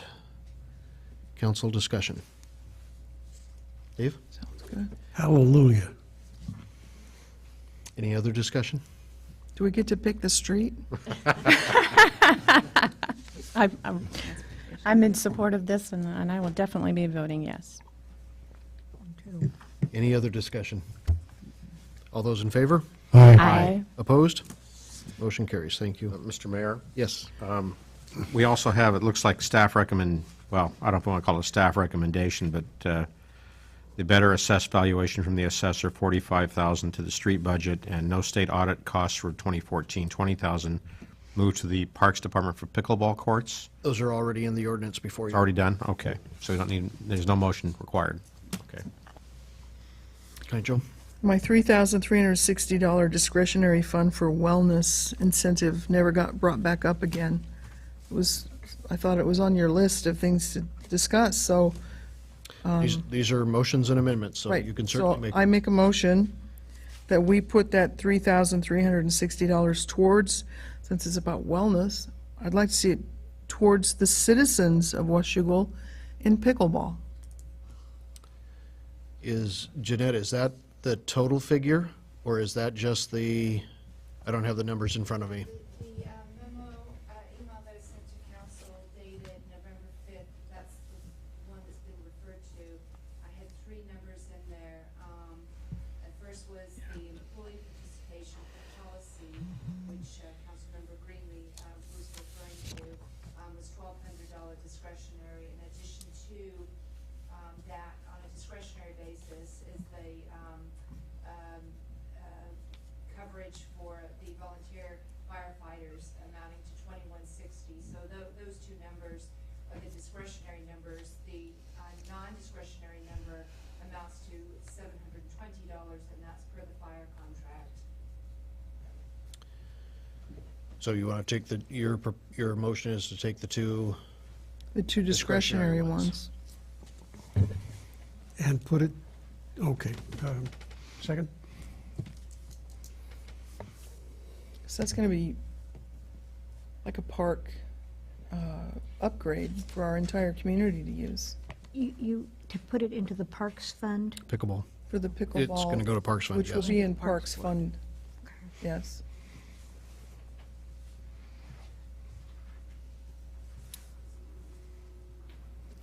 Okay, I've got a motion and a second to take roughly that $3,400, $3,200 for those two items, and move it to the Parks Fund for pickleball. Council discussion? I would like to see it moved to the Parks Fund, but not with the caveat of the pickleball. And the Parks Board could make that determination. You want to make that in the Is it a form of a motion motion to for an amend? amendment? Excuse me, what did you say? Motion to amend? Are you Yeah, vo- motion to amend. I second. Yes.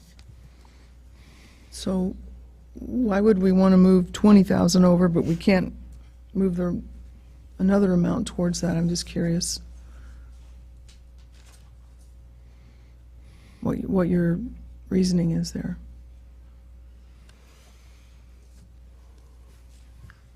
I would just give the discretion of that to the Parks Board. The pickleball court is getting $20,000. I also think that there are grants available to help us fund pickleball, and I'm willing to look into that.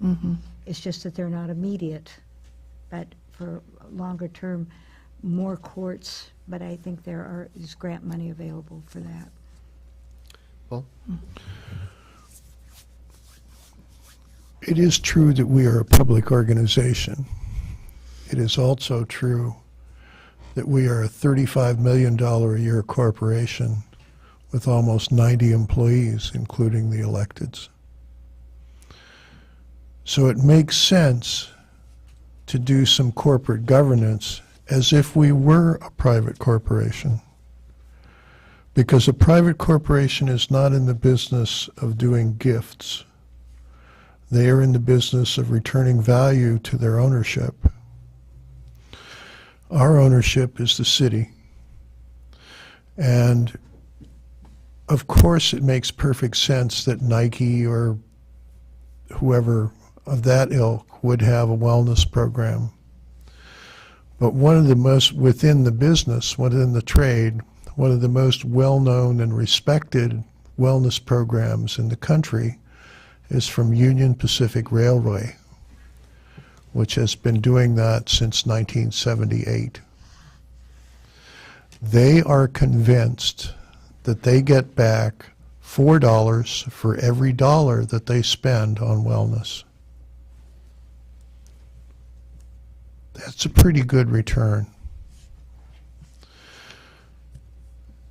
It's difficult to measure, especially in a small organization. It's as important a tool in terms of kind of mental and well-being, but also kind of, it's an esprit de corps issue of taking care of our people and letting them know that we care about them. It's important that we do that.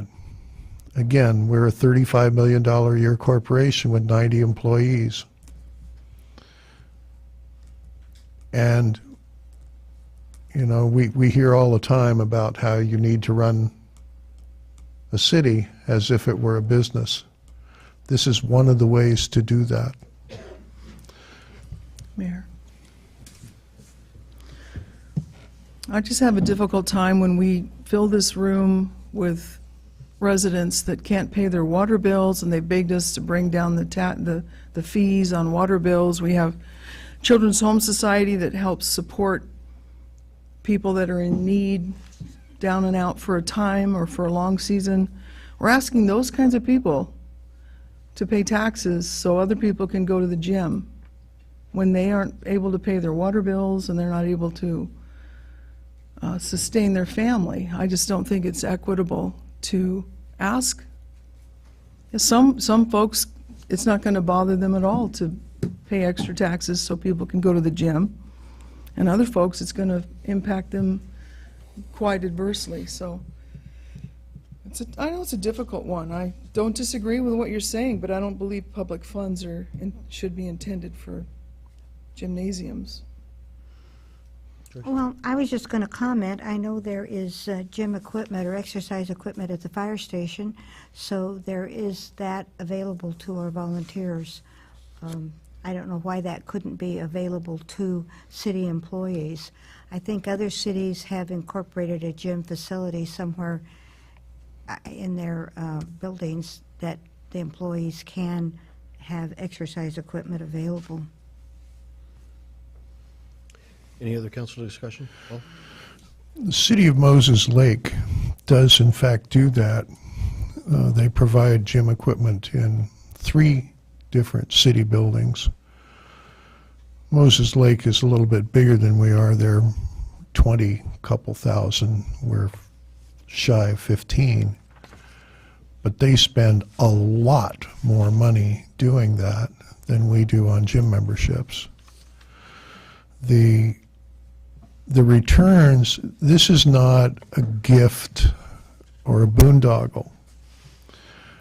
What this is about is reducing the cost of running the city from sick leave, from injury, and from all of the other distractions and other limitations, because when somebody goes on sick leave, somebody else has to pick up the slack, probably on overtime.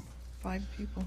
And so it's all of these programs are important in terms of contributing to the well-being of the city and our workforce, because if they aren't healthy, and in fact, when you look into it, the kind of the mental or the psychological issues end up being more important than the physical ones in terms of people being here and ready to work and being productive. So I just think that this is penny wise and pound foolish. So this Honey, has Joe? the potential of being a huge bill. If all 90, how many employees do we have? Including our volunteer firefighters. If each one of those people participated, it's open to all. Right now, 5 employees and 9 volunteer firemen are using this, and that's why it's such a small amount. It has this potential of growing every year. You can either opt in or opt out. But has it? But no, it hasn't. I'm just saying, we're talking about corporate health, we're talking about all these things. People aren't even taking advantage of it to that large degree. No, it's not being abused, it's hardly being used, but yet we've got $3,360. So you've got 2 different principles at work here. I agree with Joyce. We have a or equipment already available to firemen. That would eliminate 9 persons from this. I don't disagree with Paul and mental health and those type things, but is it something the city, the taxpayers, should be paying for? Jennifer? Yes, I just wonder if this is really more of a policy change for the future, or just pulling this benefit versus defunding for 2014. I'm just curious. I mean, We do have a policy that speaks to this. We have maybe recently approved that. So we would have to amend that policy, or I suppose put some language in there that it's on hiatus. Can you recall the language in the policy? I don't recall. It's very specific in terms of what the whole reimbursement process would be and what they're eligible for. But they are eligible That's correct. as of today. Yes, that's Now, if we defund this particular line item, how would that affect our policy? You have to amend the policy, yeah. We would bring it back quickly. Okay, interesting. Okay, I've just got a couple of other questions. I'm actually fine with reallocating those reimbursements for employees that aren't part of a union negotiated contract. Basically, we pay more than fair wages to our staff, in my opinion, and I encourage them to stay healthy and exercise, et cetera. However, I don't believe it's the taxpayer's responsibility to make sure that happens. I certainly do believe. The motion under consideration is just to eliminate the specificity of pickleball and just putting it to the parks. So we haven't gotten to actually eliminating that yet. It's just, Pardon me, I'll hold my comments for the next motion. Can you give me that motion again? the original motion was to take the $3,400 and put it to pickleball. The amendment is to eliminate the specificity of pickleball and just put it to the Parks Department for their consideration, but not to specify that it's pickleball. That's the motion that's under consideration right now. I've got a motion and a second for it. I would like to amend the amendment. Okay? I would like to propose for my colleagues' consideration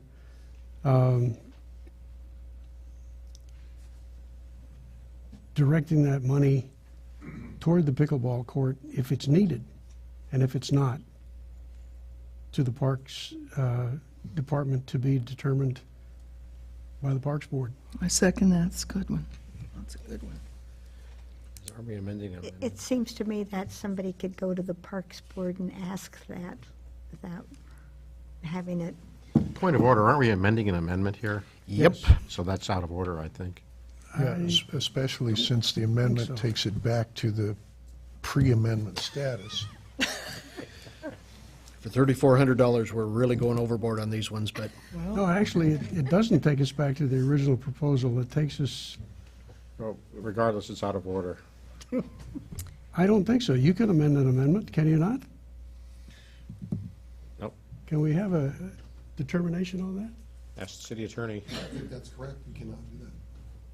okay, so for the motion, we are still on the amendment, not to specify pickleball, but going to the Parks Department. I'm sorry, I didn't hear the decision from the. Well, I think that Councilman Boger's correct that amending an amendment is not appropriate. Okay. Thank you. So the question is still, I've got a motion and a second, not to specify pickleball, but for the funding potentially to go to the Parks Department. Any further council discussion on that item? I'll trust the Parks Department. Quick, I promise I'll be quick. Just point of clarification, this is the reimbursement for them working out, $20 a month for those. trying to decide if that's going to go away. No, this is, the motion underway right now is just not to specify that if it goes away, it goes to pickleball. Either to Parks. I understand your look completely. Okay. Would you try that again? Do you know what we're voting on? Do you understand what we're voting on? Not really. We got to go Joyce, over it can you again. clarify your motion, please? Me? This is your motion. Isn't this Joyce's motion? The motion under the primary motion was to eliminate $3,400 for discretionary gym memberships and to put those funds to pickleball. The amendment that is under consideration right now is to eliminate those funds, but not to specify pickleball. That's the only thing you're voting on right now is what it gets specified for or not. Right. Any other council discussion? All those in favor? Aye. Aye. Opposed? Nay. No. Perfect. Motion fails. So your motion under consideration is to remove $3,400 of discretionary gym memberships and move those dollars to pickleball. I've got a motion and a second. Is there any other council discussion?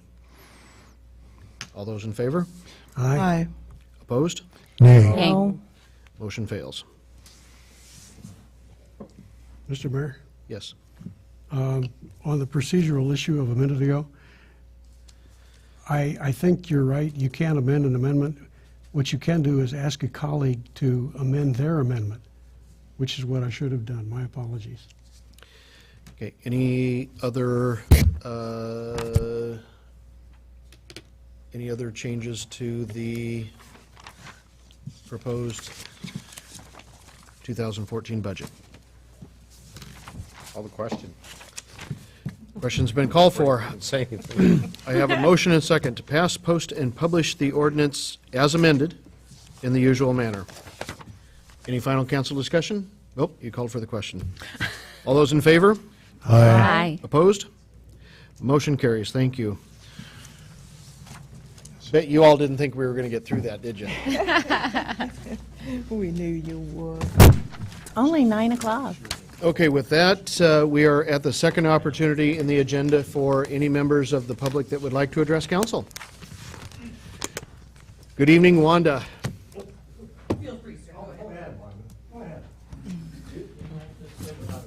Wanda, this isn't in regards to an amendment, is it?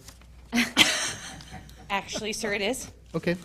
So, as a single mother who works hard for her wage, I would prefer my money to go towards city employees being healthy than a pickleball court. To be quite frank, the discussion on pickleball courts here today seems almost overwhelming, especially when put up against the health and wellness of city employees. Thank you. Thank you, Wanda. Harvey? Cat licenses, totally against it for a lot of reasons. If you're going to, it's Harvey Olson, 3903 R Street, I'm sorry. I know most of you forget me from the time I sit till I get up here. Instead of cat licenses, I would like all of you to consider something that is really controversial: licensing bicycles. I say that for I would like to see that done. We started that in the city of Seattle way back in the 70s, I think it was. It went very, very good. We had bike rodeos put on by the police department. And what the accomplishment hopefully would do would be register every bicycle with serial numbers, and if they were stolen and recovered, they could be returned to the original owner. Also, at the time of licensing, you would have every person cognizant of the rules of the road, what they could and can't do riding a bicycle. I really think that the cost of it would be paid for in the licensing fees, and there would be fewer problems with bicycle riders going through stop signs right a block from my house at 30 plus miles an hour coming down a steep hill, just go put right on through it. There is a safety factor there that you see kids on bicycles and they have no idea of what would happen if they were involved in a collision with a vehicle. And maybe the education that would go along with the licensing would be very helpful for kids to grow up to be successful people instead of maiming them and so on and so forth. That's about all I got to say, except I was wondering there if any of you were Chinese, because it kind of sounded like a Chinese fire drill going on for a while. Just a little humor there. That's all. Thanks, Harvey. Question for you. City of Seattle in the 70s, was it registration or was it licensing? Both. Okay. I remember when I was in college up there, I had to register my 10-speed. Yep. But I never had to license. I had license number 007, sir. License to kill. That's Slade Gorton's bar number. Thanks, Harvey. Any other members of the public that would like to address council? Good evening. Hi, I'm Michael Wolf. I live at 2259 39th Street in Washougal. And I just want to address quickly the idea of the monies going to the employees of the city. I was a public employee for 31 years in Los Angeles, and I was a firefighter, in fact. And I find that all firefighters who were inclined to stay fit and healthy did it on their own, regardless of the city giving them money for a gym membership. And I think it's great if they gave me a gym membership, but I don't think we were deserving of having the public pay for my gym membership. Conversely, pickleball courts actually will help all citizens in the city who want to make use of them, and they'll make that park a much more lovely place to go rather than that east end looking like it does now. And those public employees can also make use of those pickleball courts and stay fit. So I'm all for the pickleball courts, as you know, but I just thought I'd throw my 2 cents in tonight. Thank you. Thank you, Mike. Any other members of the public that would like to address council? Karen Bork, 2319 37th Street. I do not know what pickleball is. And I just would like somebody to tell me why it's the game of the season. Soon as we finish this meeting, Mike is going to grab you. New recruit. Anyone else that would like to address council? Martha?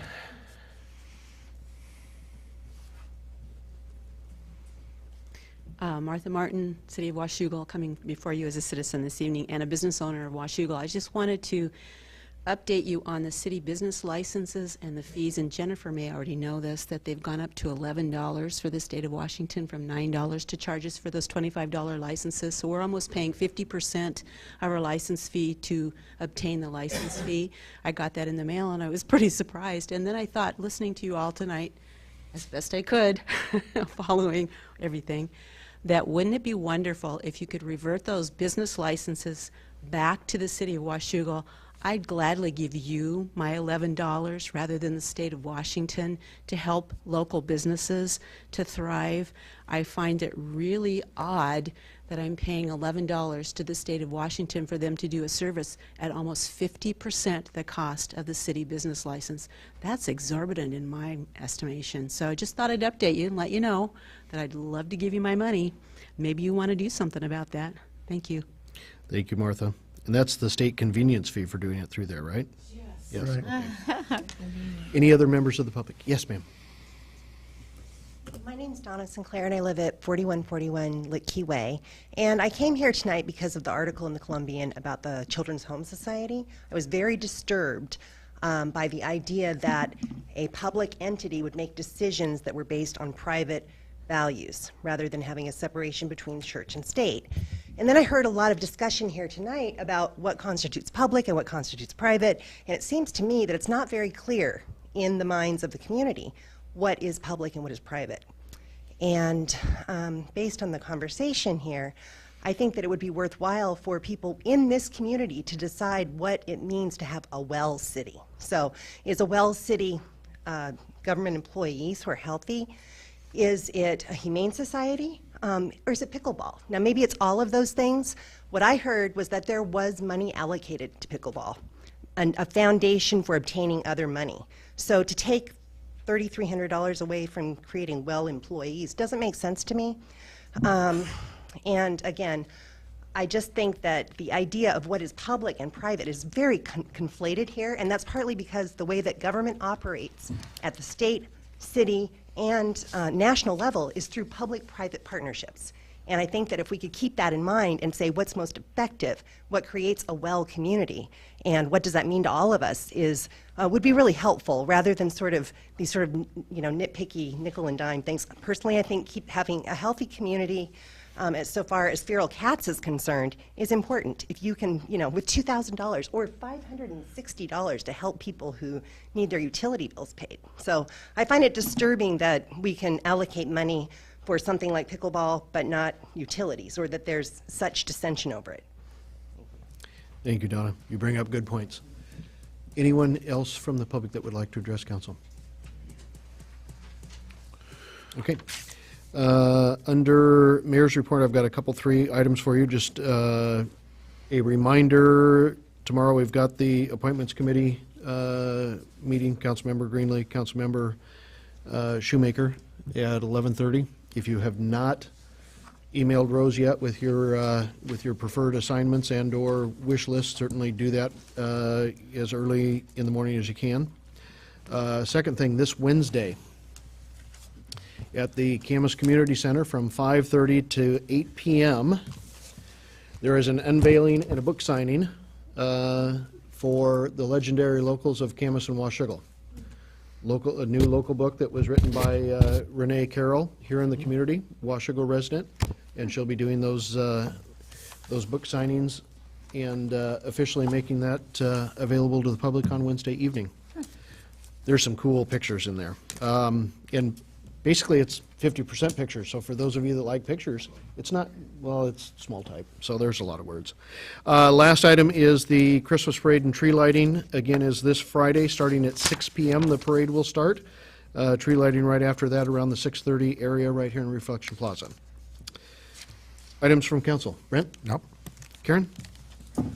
I did not chime in on the working out benefits for the city, but I just wanted to, for the record, wanted to say that I do support that. That is a benefit that I receive through my husband's private company, and it incentivizes me, probably because I pay the bills and I want the revenue. But I just think that it's a really nice benefit for the people that do choose to use it. And the sad part of it is that, you know, unfortunately, it's only 10 to 15 people that do. So, anyways. Paul? Just a word of explanation. It occurred to me that we were throwing the term well city around in ways that people may not understand. The Association of Washington Cities Employee Benefits Trust, which provides health and wellness coverage for roughly half of the city employees. The other half are with Kaiser. There is a competitive situation, and if you are designated a well city, you receive a 2% discount on the cost of that medical coverage. And so that is the sense in which I was using the term well city. I apologize for that went past me. Other than that, I'm hoping that Councilmember McDaniel will remind me about the Washougal School Foundation. Thank you. Joyce? Yes. Jennifer? As a reminder, the Washougal Schools Foundation will be having a holiday music concert at the auditorium at the high school tomorrow evening at 7 p.m. It's $5 for adults, and children are free. So it's just a family concert. Come out and listen to a lot of local talent, musicians and choral groups.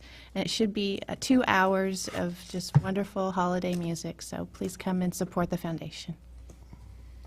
Dave? First of all, I apologize to everyone for the length of my comments tonight, but there are some things that need to be said. To paraphrase an old Christmas song, the temperature outside is frightful. It's hovering in the 20s after plunging into the teens last night. So as we suffer the latest manifestation of global warming, may I offer my colleagues a few random thoughts for your consideration. The budget we approved tonight has a tax increase in it. I reluctantly voted for that tax increase tonight because we as a group, in my opinion, did not make the hard decisions required to pair the administration's proposed spending plan sufficiently and focus available revenues on essential services and infrastructure. We did a lot of work on it. I just don't think the results were what I was personally looking for. Credit where credit is due. We do have a balanced budget without tapping into the reserves. That's been something of a rarity in the last couple of years. And in my humble opinion, we did a better job than we did last year. Nice going. Secondly, charity is an essential part of a just society. And Americans are the most charitable nation on this planet. But charity belongs in the private sector because government does a terrible job of administering such programs, particularly with regards to eligibility. The result is waste, abuse, and forcing taxpayers to contribute to projects to which they may have conscientious objections. Keeping charity in the private sector allows contributors to focus their resources on their particular concerns by making choices as to what they're going to contribute to, and avoid supporting activities to which they have objections of conscience. Third, the state director of the Children's Home Society across the street appeared here last Monday and labeled my concerns, and by extension those of our constituents, many of our constituents, about her organization's activities as propaganda. Thankfully, her organization is represented in our community by a local acting director who does a much better job of representing CHS to this council. Fourth, the television and print media have turned my 4-year effort to end cash subsidies to all non-governmental organizations into a political circus. They've ignored the facts and represented my intent as primarily ideologically based. It is not. My intent is to wisely and prudently use the resources the taxpayers provide to us and to perform our mission of providing basic municipal services and infrastructure. Such a mission focus would foster rising property values and the resulting revenue increases that we badly need. The mayor asked rather tersely last week whether I propose to hold up a $34 million budget over a $7,000 issue. And the answer is, Mr. Mayor, absolutely. I propose to work on this budget and every budget until we get it right. And we still have time to do that this year. Thank you very much. County Joe? My monthly announcement, tomorrow night's C-Tran, and that's all I have. Okay. With that, our public meeting is adjourned, or excuse me, is over. We do have an executive session that will last approximately 15 minutes in regards to litigation. And no action to follow.